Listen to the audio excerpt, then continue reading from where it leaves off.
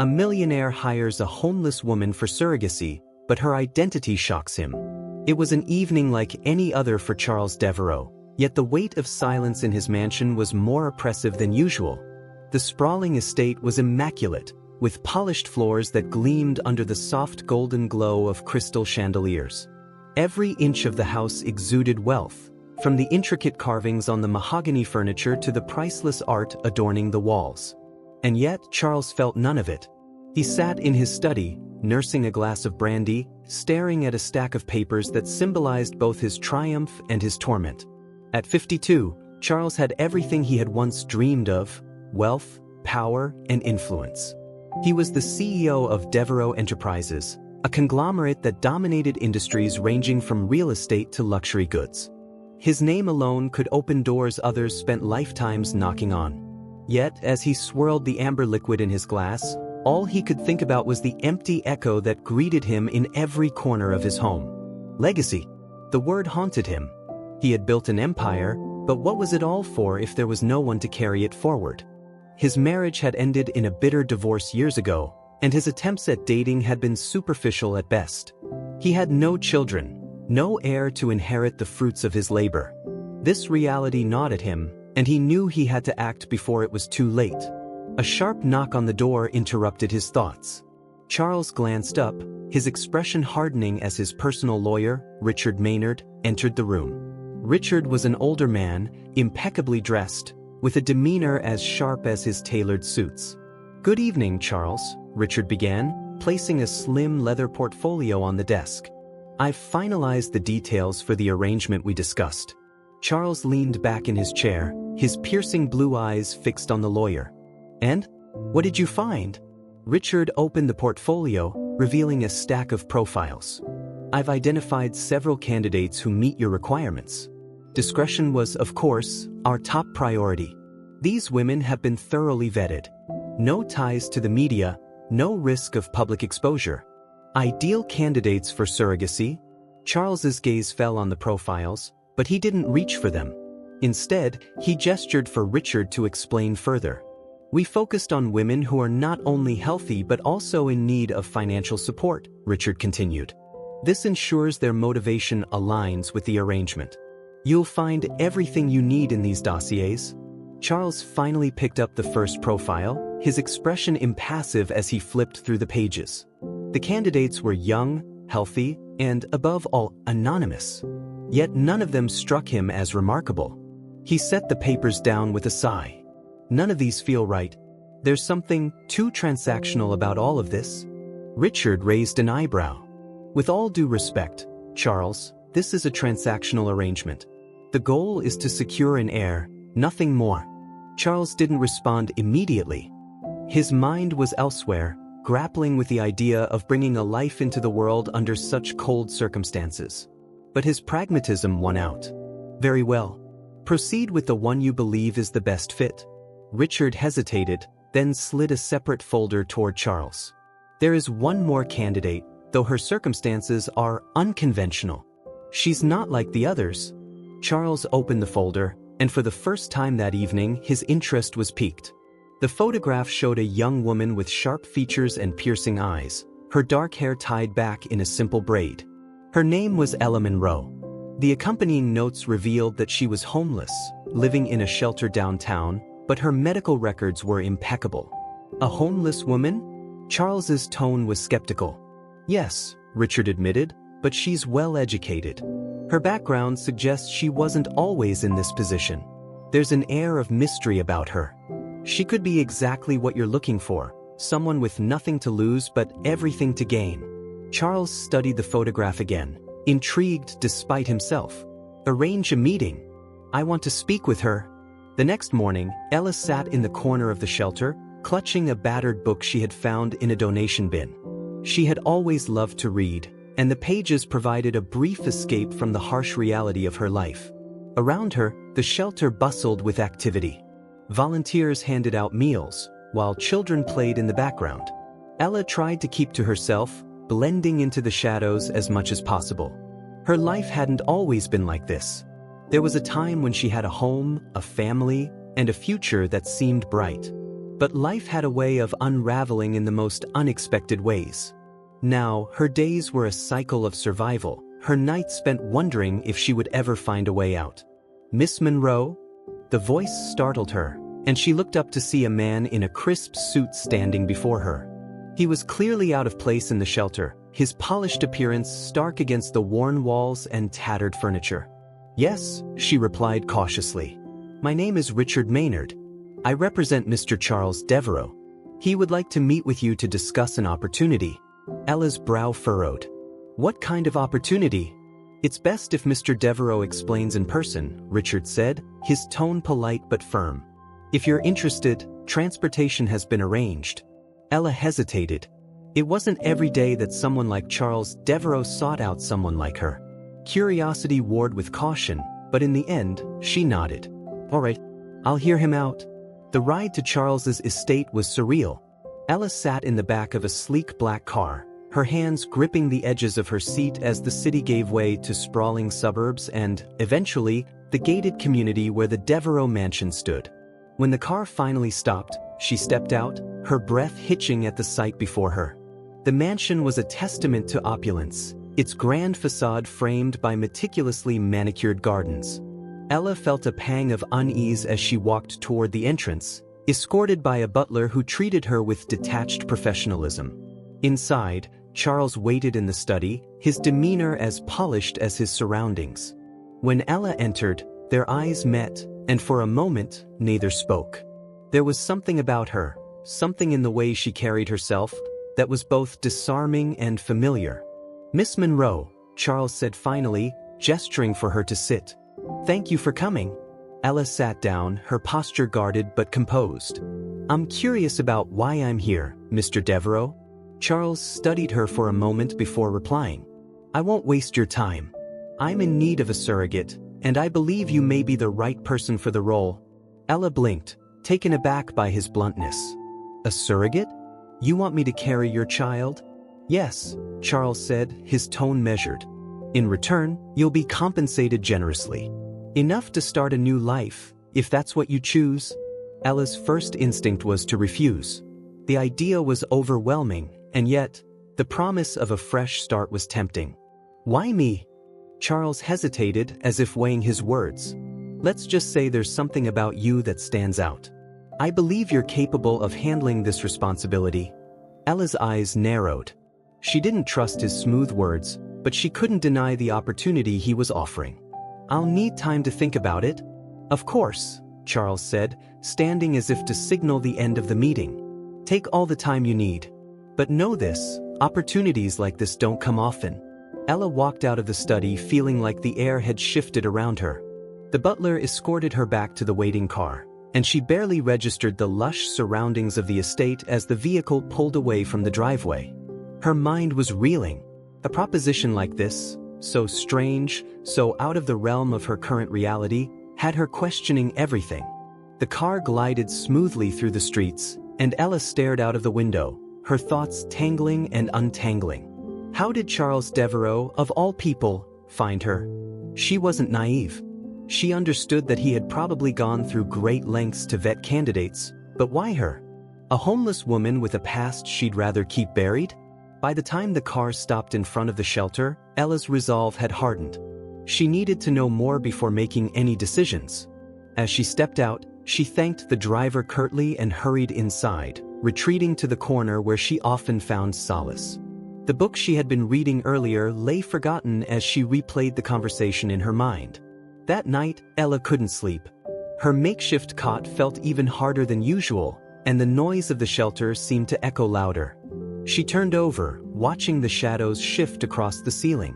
The promise of stability, of finally escaping the vicious cycle she'd been trapped in for years, was tantalizing. But she couldn't ignore the nagging feeling that there was more to Charles's offer than he had let on.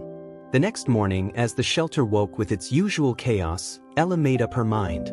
She would meet with Charles again, but this time, she would set the terms. If he wanted her for this, she wasn't going to simply be a pawn in his game. Charles sat at his desk, signing off on a stack of documents, but his mind wasn't on work. It kept wandering back to Ella. There was something about her that unnerved him. It wasn't just her circumstances, it was the way she held herself, the way her sharp eyes seemed to take in everything around her. She was an enigma, and Charles wasn't accustomed to dealing with people he couldn't immediately categorize.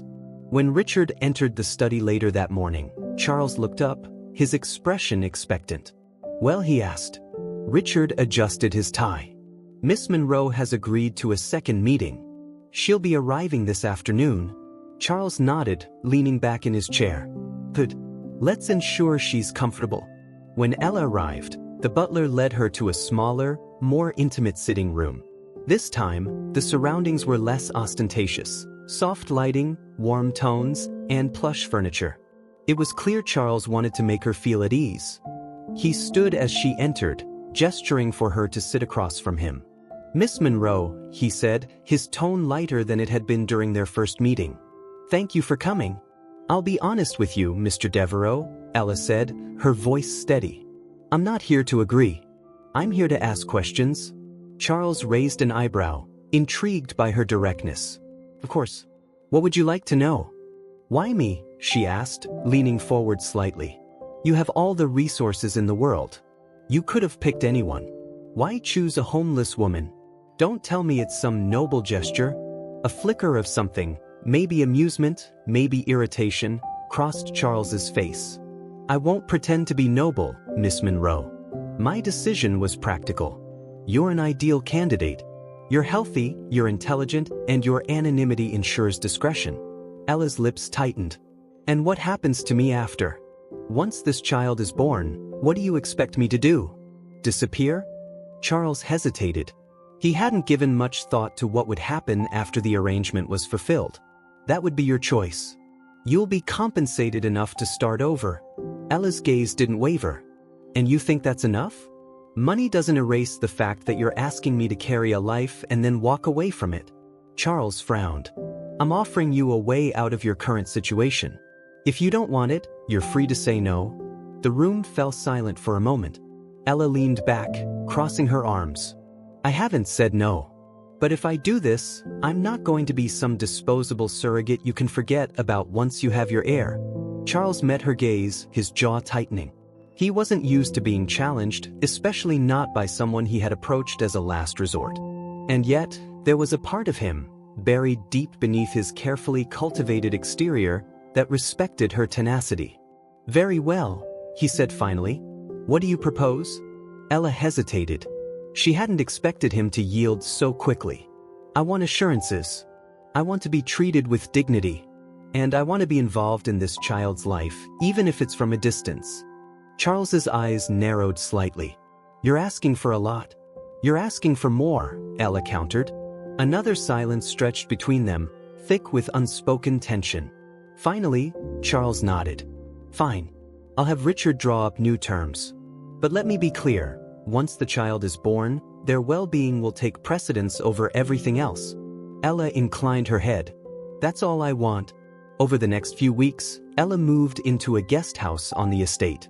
It was a modest but comfortable space, far removed from the shelter she had called home.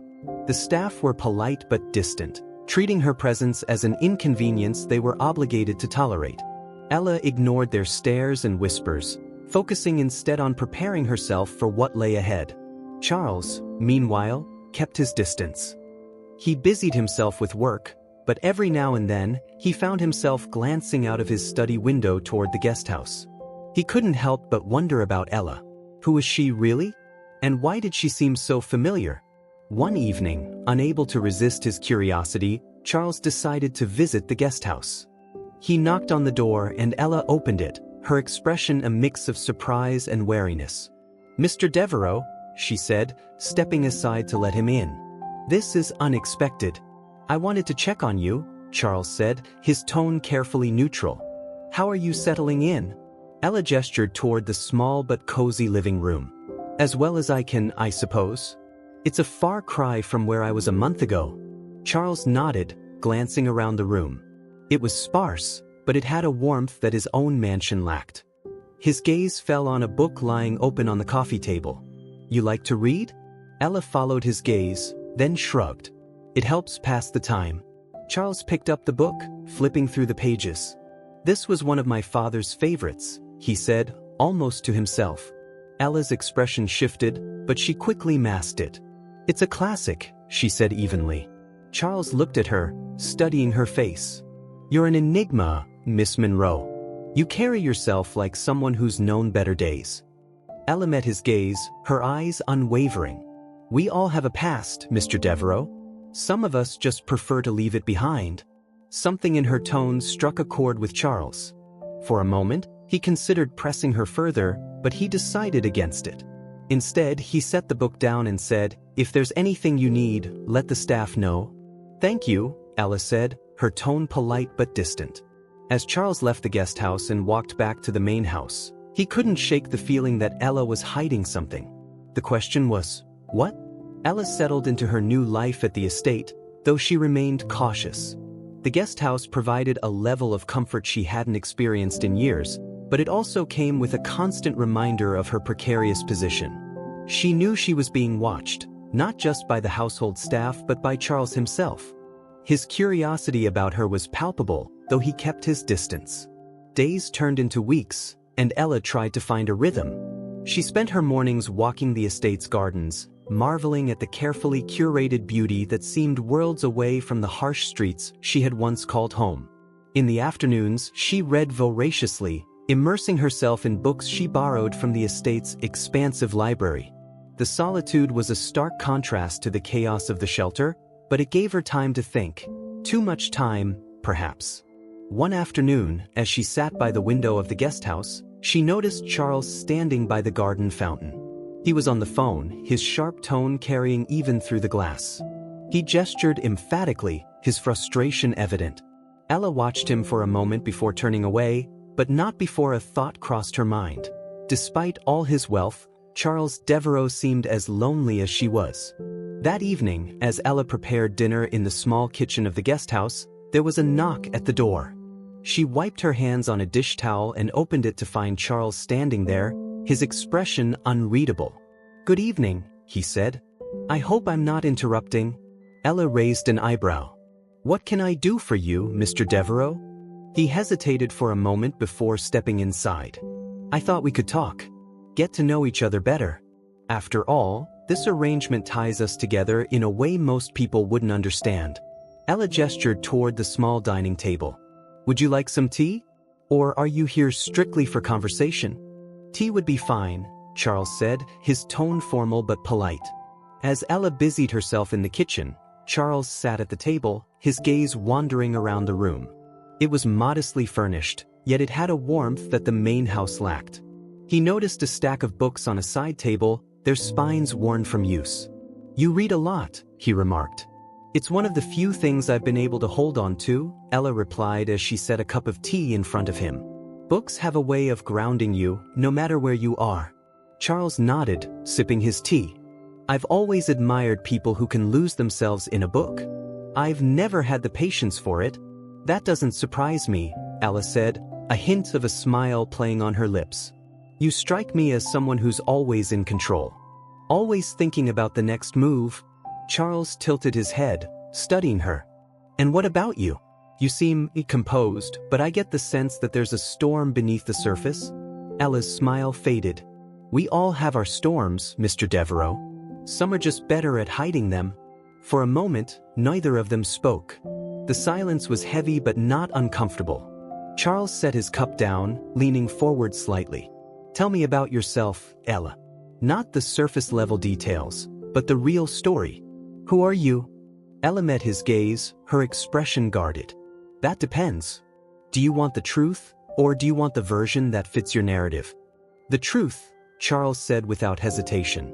Ella exhaled, leaning back in her chair. "I was born into a family that had everything: money, status, influence. My father was a businessman, not unlike you. He built an empire, and we lived in the shadow of his success. But success comes with its own price, doesn't it?" Charles's expression hardened slightly, but he didn't interrupt. "My father trusted the wrong people," Ella continued. "A deal went south, and everything we had was gone overnight. He died shortly after, and my mother, well, she wasn't strong enough to carry the weight. I tried to hold things together, but it was like watching a sandcastle crumble under the tide. Charles's jaw tightened. Her words hit closer to home than he cared to admit. "And then," he asked quietly. Ella shrugged. "And then I learned what it meant to survive. I went from charity galas to soup kitchens. From designer clothes to thrift store cast-offs. It's funny, isn't it? How quickly the world forgets you when you have nothing to offer." Charles didn't respond immediately. He studied her, as if trying to piece together the fragments of her story. "And now you're here," he said finally. "Does this feel like survival to you?" Ella's gaze was steady. "This feels like an opportunity. But let's not pretend it's more than that." Charles leaned back, his expression unreadable. "Fair enough." As the weeks passed, the tension between Charles and Ella began to shift. Their conversations grew less formal, though neither fully let down their guard. Charles found himself drawn to Ella's resilience, while Ella couldn't help but notice glimpses of vulnerability beneath Charles's polished exterior. One evening, as they walked through the gardens, Charles spoke candidly for the first time. "You know, I built all of this because I wanted to prove something. To myself, to the world. My father, he always said I'd never amount to anything. That I didn't have what it took to build an empire. I suppose I've been trying to prove him wrong ever since." Ella glanced at him, surprised by the admission. "And have you?" Charles paused, his gaze distant. "I don't know. Sometimes it feels like no matter how much I achieve, it's never enough." Ella stopped walking, turning to face him. "Maybe it's not about proving him wrong. Maybe it's about figuring out what you want, not what he wanted for you." Charles looked at her, his expression softening. "And what about you? What do you want, Ella?" She hesitated, the question catching her off guard. I want to matter. To leave something behind that isn't just a memory of loss." For a moment, their eyes met, and something unspoken passed between them. It wasn't romantic, it was deeper than that. A shared understanding of what it meant to carry the weight of the past. One day, as Charles was working in his study, his private investigator, Gregory, entered the room. Charles looked up, frowning at the intrusion. "What is it, Gregory?" Gregory hesitated. "I found something about Miss Monroe. Something you might want to see." Charles set his pen down, his interest piqued. "Go on." Gregory placed a file on the desk. Her family name, Monroe. It wasn't just a coincidence. Her father was James Monroe. Charles froze, his mind racing. James Monroe. The name was a ghost from his past, a man he had once admired but whose downfall had been a stepping stone in Charles's own rise to power. "You're sure?" Charles asked, his voice barely above a whisper. "Positive," Gregory said. "It appears Miss Monroe hasn't mentioned this connection, but given the circumstances, I thought you should know." Charles's hands tightened into fists. He couldn't believe it. Ella wasn't just some random woman. She was connected to the very decisions that had shaped his empire. The realization sent a chill down his spine. As Gregory left the room, Charles stared at the file, his mind racing. He thought back to Ella's story, the fragments she had shared. It all made sense now, her knowledge, her composure, her subtle disdain for wealth.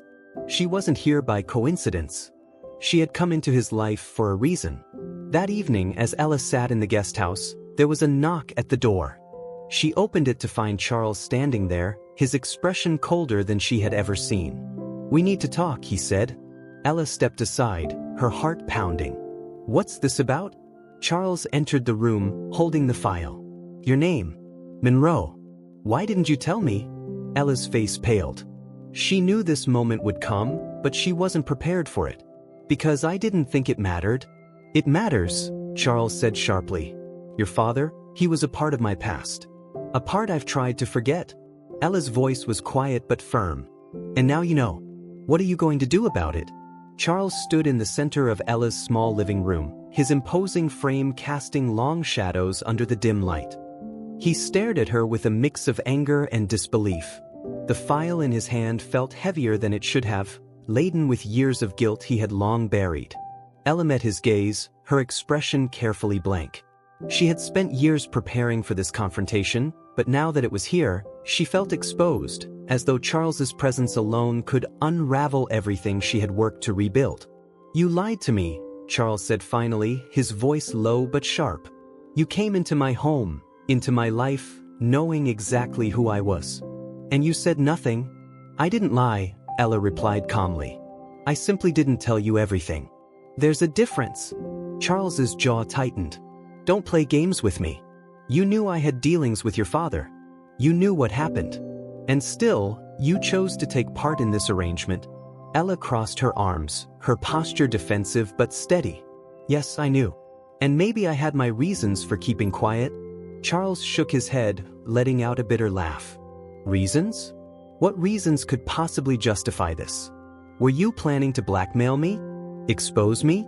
What was your angle, Ella? I didn't come here to destroy you, if that's what you're thinking, Ella said, her voice soft but firm. I came here to understand. To see the man behind the empire.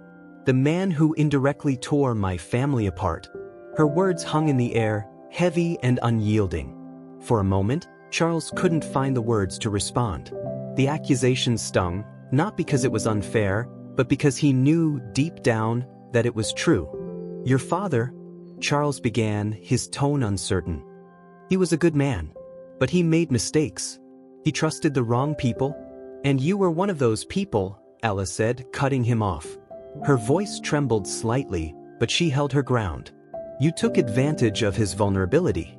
You built your empire while my family lost everything. Don't pretend you're innocent. Charles stared at her, the weight of her words settling over him like a storm cloud.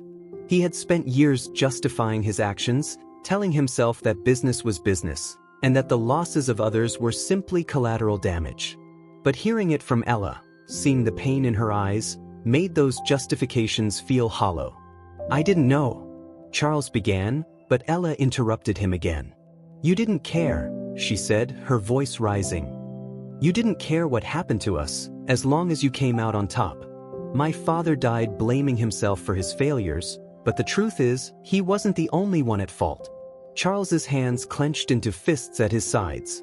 He wanted to argue, to defend himself, but he couldn't. Ella was right. He had seen the opportunity, and he had taken it, never looking back at the lives his decisions had affected.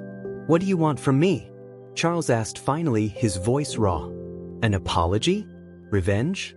What would make this right for you? Ella's expression softened slightly, though her posture remained tense. I don't want revenge. And I don't need your apology. What I want is for you to understand. To take responsibility for what you've done, not just to my family, but to all the people you've stepped on to get where you are. Charles ran a hand through his hair, his composure cracking. You think I don't feel guilt? You think I don't remember every deal, every decision that hurt someone else? I do, Ella. I remember all of it. But guilt doesn't change anything. It doesn't bring back your father, or fix the mistakes I've made. Ella watched him closely, her own emotions warring within her. She had spent years hating Charles Devereaux, blaming him for everything that had gone wrong in her life.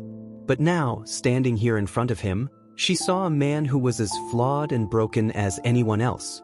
A man who had made terrible choices, but who also carried the weight of those choices every day. So what now? Ella asked quietly. What happens next? Charles looked at her, his expression softening.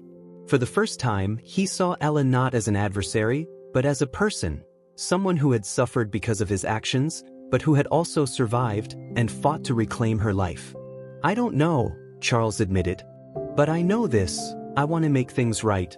Not just for you, but for the child we're bringing into this world. They deserve better than the man I've been. Ella's eyes widened slightly at his words. For all his faults, she hadn't expected Charles to admit his own shortcomings so openly. It was a small step, but it was enough to make her believe that change might be possible. I'm not asking for miracles, Ella said. I just want to know that you're willing to try. Charles nodded, his gaze steady. I am. But it won't be easy. For either of us. Nothing worth doing ever is, Ella replied. For the first time since their confrontation began, a small, tentative smile crossed her lips. It wasn't forgiveness, not yet, but it was a start. The days that followed were marked by a fragile truce between Charles and Ella. Their conversations grew deeper, delving into topics neither had expected to share. Ella spoke of her father's dreams and failures, while Charles revealed glimpses of his own struggles and regrets. It was a slow, painful process, but one that began to chip away at the walls they had both built around themselves. Charles also began to take a closer look at his business practices, re-evaluating the choices he had made over the years. He reached out to his board of directors, initiating changes that prioritized ethics and transparency over profit. It was a daunting task, but one he approached with a determination that surprised even himself. Meanwhile, Ella focused on preparing for the child's arrival. She attended prenatal appointments, accompanied by Charles, who insisted on being involved every step of the way. The experience was new for both of them, and it brought moments of levity and connection that neither had anticipated. One afternoon, as they sat in the waiting room of the doctor's office, Charles turned to Ella with a question that had been on his mind for weeks. "Do you think we'll ever stop being strangers?" he asked, his tone uncharacteristically vulnerable. Ella considered his words carefully before replying. "Maybe we'll always be strangers in some ways. But that doesn't mean we can't find common ground." Charles nodded, a faint smile tugging at the corners of his mouth. "Common ground. I suppose that's a start." As the weeks turned into months, the dynamic between Charles and Ella continued to evolve. They weren't friends, not yet, but they were no longer adversaries either. They were two people brought together by circumstance, trying to navigate a path that neither had anticipated. But even as their relationship grew, the shadow of the past loomed over them. Ella couldn't forget what Charles had done, and Charles couldn't undo the choices that had led them here. All they could do was move forward, one step at a time, and hope that the future held something better. One evening, as Ella sat on the porch of the guest house, watching the sun set over the estate, Charles joined her, carrying 2 glasses of iced tea. He handed one to her before sitting down beside her, the silence between them comfortable for once. "You know," Charles said after a moment, "when I first brought you here, I thought I was doing you a favor. I thought I was giving you something you couldn't get on your own." Ella raised an eyebrow, her lips twitching with amusement. "And now, Charles said, his tone thoughtful, "I realize you've given me more than I could have ever given you. You've made me see things I've spent my whole life trying to ignore." Ella didn't reply immediately. She sipped her tea, her gaze fixed on the horizon. "Maybe that's what this was all about," she said softly. "Maybe we were meant to remind each other of what really matters." Charles glanced at her, his expression unreadable. For the first time in years, he felt something he hadn't thought possible: hope. The months passed steadily, and the estate seemed to take on a new energy with Ella's presence. The household staff, initially wary of her, began to warm up. Her resilience, intelligence, and occasional sharp wit started to earn their respect. Ella, though guarded, found herself growing more at ease in the environment. The guest house no longer felt foreign. It felt like a temporary home. Charles, too, had changed in subtle ways. He was no longer the detached and calculating businessman Ella had first met. He was still meticulous and demanding, but there was a softness to him now, especially in his interactions with Ella. Their dynamic had shifted from employer and surrogate to something more complex, a cautious alliance forged in the crucible of shared truths. One afternoon, Ella sat in the garden with a sketchpad balanced on her lap. The autumn sun warmed her skin as she absent-mindedly sketched the fountain in the center of the garden. Drawing had always been a quiet refuge for her, a way to process her thoughts without words. The rustle of footsteps on the gravel path made her look up, and she saw Charles approaching, holding 2 steaming mugs. "I didn't know you could draw," he said, handing her one of the mugs before sitting beside her. Ella shrugged. "It's nothing serious. Just a hobby." Charles leaned over to glance at her sketch. "It's good," he said, his tone genuinely appreciative. "You've captured the details perfectly." Ella smiled faintly, taking a sip from the mug. "I used to draw a lot when I was younger. My father always said it was a waste of time, but my mother encouraged it. She thought it was a way to see the world differently." Charles nodded, his gaze distant. "Your mother sounds like she was a wise woman." "She was," Ella said softly. "She saw things in people that others missed. She used to say that you could tell a lot about someone by the way they treated the least fortunate." Charles winced slightly at her words, but Ella didn't seem to notice. She set the sketchpad aside and turned to face him. "What about your parents? What were they like?" Charles hesitated, his jaw tightening. "My father was demanding. He believed in hard work, discipline, and success at any cost. My mother, she tried to balance him out, but she was quiet, reserved. I think she was afraid of him in some ways." Ella frowned. "That sounds difficult." "It was," Charles admitted. "But it made me who I am. For better or worse." They fell into a contemplative silence, the sound of the fountain filling the space between them. For a moment, Ella considered pressing him further, but she decided against it. Charles's walls were still up, even if they had started to crack. As Ella's pregnancy progressed, Charles grew increasingly involved. He accompanied her to every doctor's appointment, often surprising her with his questions and attention to detail. He even hired a nutritionist to ensure she was eating well, though Ella teased him about his tendency to micromanage. "Charles, I know how to eat," she said one evening as he glanced over the meal prepared by the chef. "You don't need to hover. I'm just making sure you're taking care of yourself," he replied, his tone defensive but not unkind. Ella smirked. "You're going to be one of those overprotective dads, aren't you?" Charles paused, the question catching him off guard.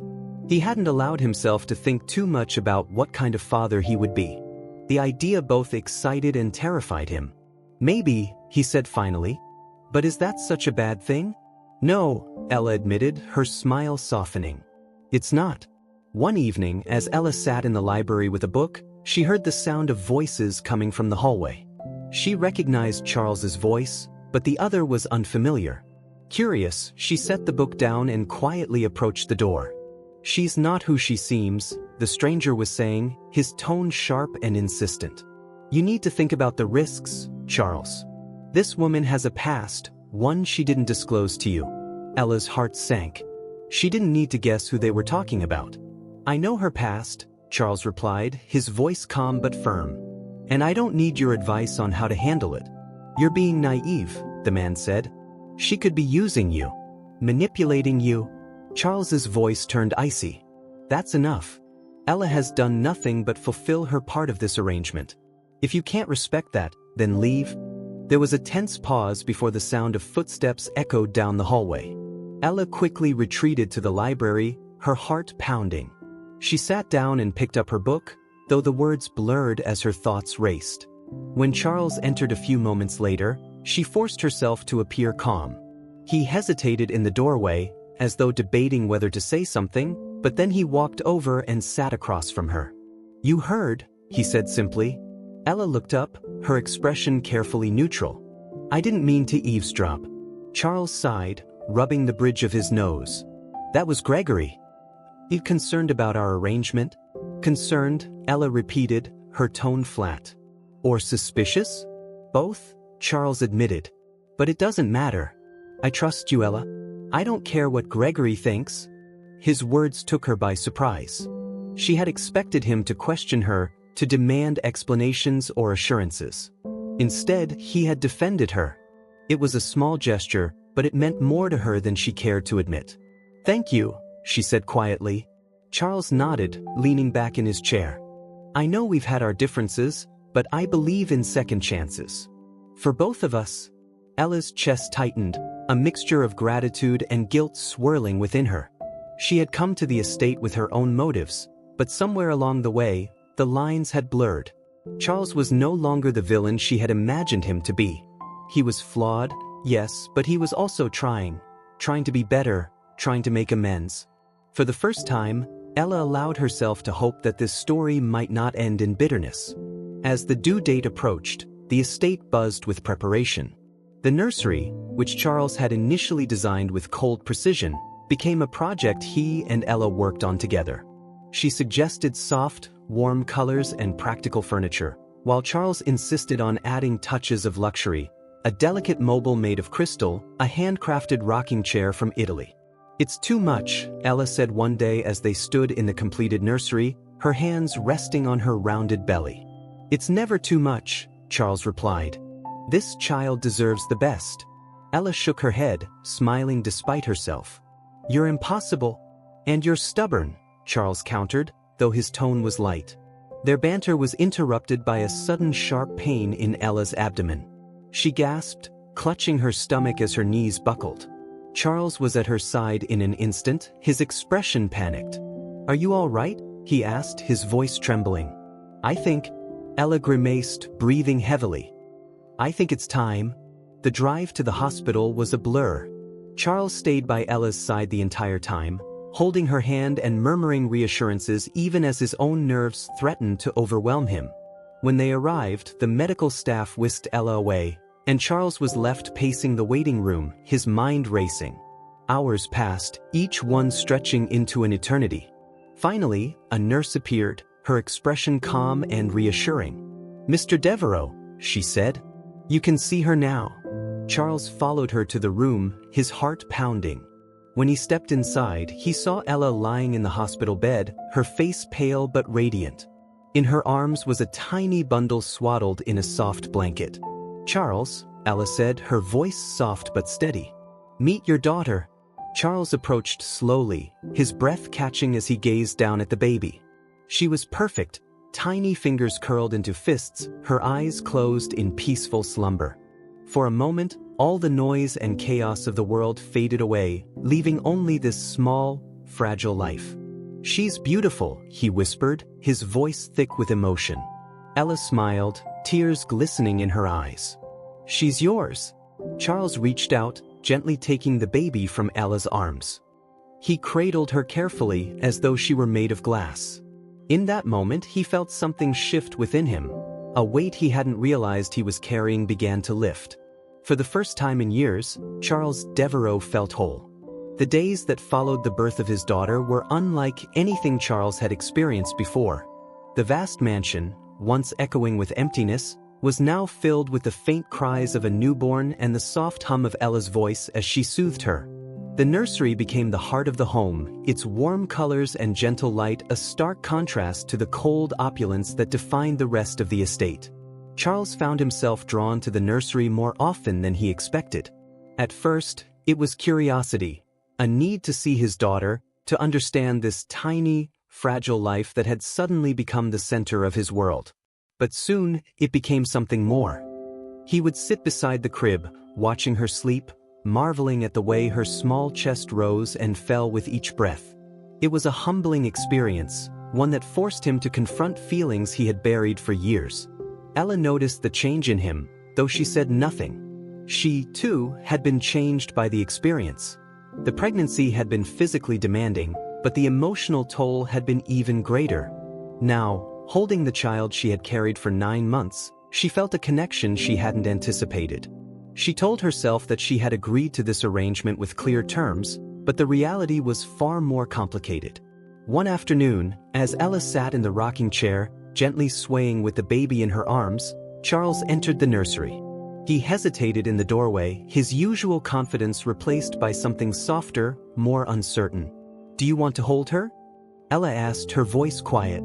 Charles nodded, stepping forward. Ella carefully passed the baby to him, her movements deliberate and tender. Charles cradled her with a mix of awe and trepidation, as though he were holding the world's most precious treasure. "She has your eyes," Ella said, a small smile playing on her lips. Charles glanced down at the baby, his expression softening. "And your determination, I think. She's already got a strong grip." Ella chuckled, the sound light and genuine. For a moment, they shared a rare moment of connection, their usual guardedness slipping away. "Have you thought about a name?" Ella asked after a pause. Charles looked thoughtful. "I've been considering a few, but I wanted to hear your thoughts first." Ella was taken aback. "You want my input?" "Of course," Charles said. "This is as much your decision as it is mine." Ella hesitated, then said, "What about Grace?" "It feels fitting." Charles repeated the name softly, testing it. "Grace Devereaux. I like it." They fell into a comfortable silence, both of them gazing at the tiny child who had brought them together in ways neither could have foreseen. The following weeks were a blur of sleepless nights and quiet milestones. Charles and Ella fell into an unspoken rhythm, their shared focus on Grace bridging the gaps that still lingered between them. The household staff quickly adjusted to the new dynamic. though whispers about Ella's role in Charles's life continued to circulate. One evening, as Ella walked through the gardens to clear her mind, she found Charles sitting by the fountain, a glass of whiskey in hand. He looked up as she approached, gesturing for her to join him. "Rough day?" Ella asked, settling onto the stone bench beside him. "Not rough," Charles replied, swirling the amber liquid in his glass. "Just reflective." Ella raised an eyebrow. "That's not a word I usually associate with you." Charles chuckled, though it lacked his usual edge. "I've had a lot to think about lately. Care to share?" Ella prompted. Charles hesitated, then said, "Becoming a father, it's made me question a lot of things. The choices I've made, the people I've hurt. I look at Grace, and I wonder if she'll grow up to see me as a man she can be proud of." Ella studied him for a moment, her expression unreadable.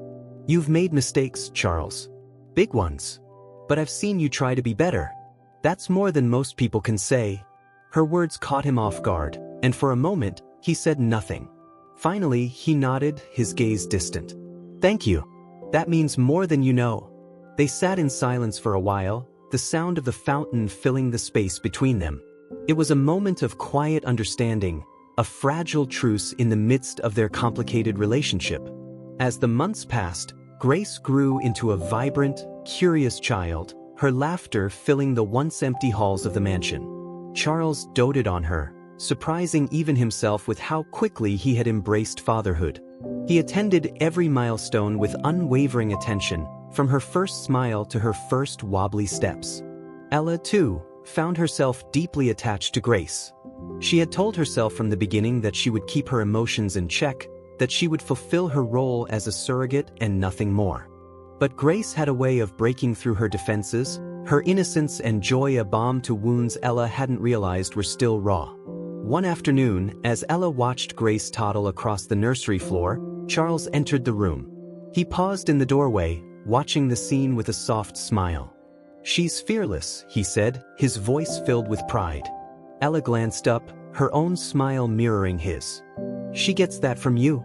Charles stepped inside, sitting beside Ella on the floor. Grace giggled as she stumbled into his arms, her tiny hands clutching at his shirt. Charles scooped her up, spinning her gently in the air, her laughter ringing out like music. "Do you ever wonder what she'll be like when she's older?" Charles asked as he settled Grace on his lap. "All the time," Ella admitted. "I hope she's kind, brave, and I hope she knows how much she's loved." "She will," Charles said firmly. "I'll make sure of it." Ella nodded, her gaze lingering on Grace. "She's lucky to have you." "And she's lucky to have you," Charles replied, his tone sincere. Their eyes met, and for a moment, the tension between them seemed to dissolve. They were no longer two people bound by a contract. They were a team, united by their love for Grace. But as the saying goes, peace is fleeting. One evening, as Ella prepared to put Grace to bed, a knock at the door interrupted her routine. She opened it to find Richard standing there, his expression grave. "Charles needs to see you," he said. Ella frowned. "Is everything all right?" "Just go to the study," Richard said, his tone curt. Ella handed Grace to the nanny and made her way to the study, her stomach churning with unease. When she entered, she found Charles standing by the window, his back to her. "What's going on?" Ella asked. Charles turned, his expression unreadable. "We need to talk." "About what?" Ella pressed. He gestured to a folder on the desk. "About this." Ella stepped forward, her hands trembling slightly as she picked up the folder. Inside were documents, old contracts, financial records, and correspondence. Her eyes scanned the pages, her heart sinking as she realized what they were. "This?" she began, her voice shaking. "This is from my father's company." "Yes," Charles said quietly. "I found them while going through old files." "Ella, there's more to what happened back then than you know." Ella looked up at him, her expression a mix of confusion and fear. "What are you saying?" "I'm saying," Charles said, his voice heavy with regret, "that your father didn't just lose everything because of bad luck. He lost everything because of me."